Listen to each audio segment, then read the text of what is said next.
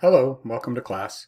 We're going to do a little bit of an activity to introduce MLab 1.1.1, Tire Sidewall Markings and Application.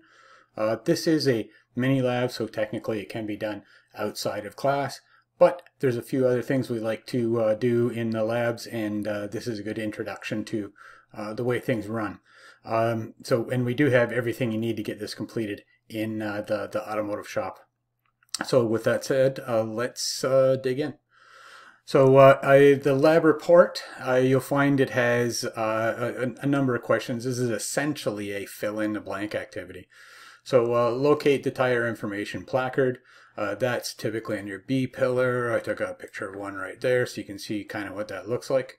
Determine the correct size tire for this vehicle.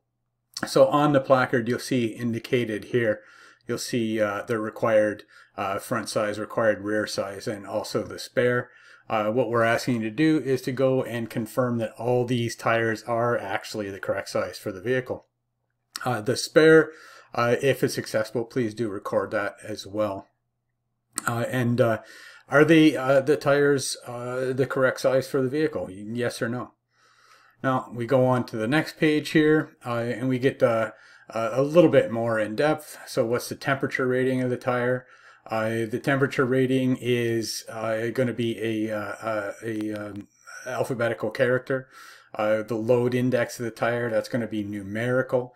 Now to answer the load index question here in the speed rating questions here, maximum safe speed, weight in kilograms. So these questions, you're going to require a little bit of an external resource. So if we look at the load index of this tire, we're looking for typically 2 digits. So in this case, I've given you an example of 71. That 71, it doesn't really explain how much weight that tire can carry. It's a load rating number. What you need is a table. So I've just grabbed a couple of tables from the internet here. If we went to 71 on that, you would see that this tire can carry 761 pounds or 345 kilograms, right? So in this case, if we looked at the tire and it did say 71, we'd put 71 here, and then we'd put the weight in pounds and kilograms here that tire can support. Now the tables for both the load index and the speed rating are more or less universal. So if you found one, if you just went to the internet and looked up load index table, tire load index table, then you would find, you'd have a bunch of them come up.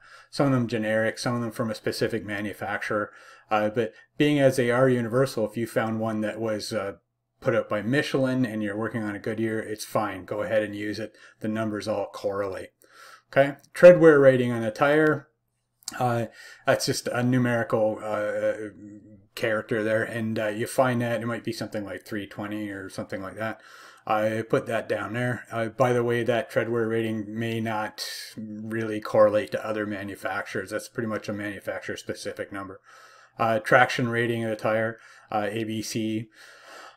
So you find that and put it down. The DOT number of the tire down here, question 12. The DOT number, I want the entire DOT number. So the whole alphanumeric string, whatever is there, put it all down. And then what is the production date of the tire? What I want to see here is that you can find the DOT number and then actually extract the production date from it. So I want to see the production date in week and year of production. What type of construction does this tire have? R or B, radial or bias? They're almost always going to be one or the other. What type of, almost always radial actually. What type of vehicle use is the tire intended for? P or LT, that would be passenger or light truck.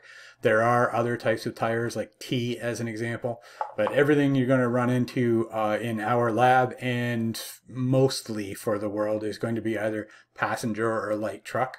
Until you get into T, temporary spares, or trailer tires, or some off-road tires and things like that.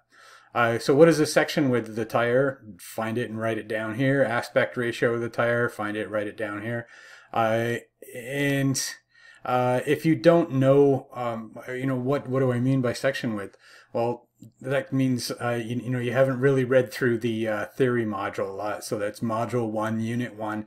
It gives you all the information you need to be able to understand these terms if you don't get it right now. What type of tire is this tread intended for? Summer, winter, all season? In some cases, like with a snow tire, you'll find it has the little mountain peak symbol with the snowflake on it, things, and that means it is a snow tire.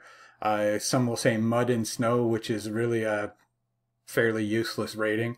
But most tires are going to be probably all season radials. If it doesn't blatantly say on the tire, look for a symbol like a bright sun, meaning, you know, it's for summer, typically performance kind of thing, or let me see, a little flower, a sun, a falling leaf, and a snowflake, meaning it's an all season. And if it doesn't have any of that, look at the tread and decide what you think season it would be good for. Okay, is the tire directional, non-directional, symmetric, or asymmetric? Again, if you don't know what this is, please do refer to Theory Module 1, Unit 1, review that information. If the tire is directional or asymmetric, is it installed correctly on the vehicle? This is an important point. Occasionally, you run into a tire that was actually installed wrong, so you have a tire where the outside of the tire is on the inside, or vice versa. But more commonly, it's something that's happened after a tire rotation, where a tire that's supposed to rotate in one direction has been moved to another spot on the car, and now it's rotating the wrong direction. So please do pay attention to those details. Okay, that should about cover it. Go ahead and complete the lab, and good luck.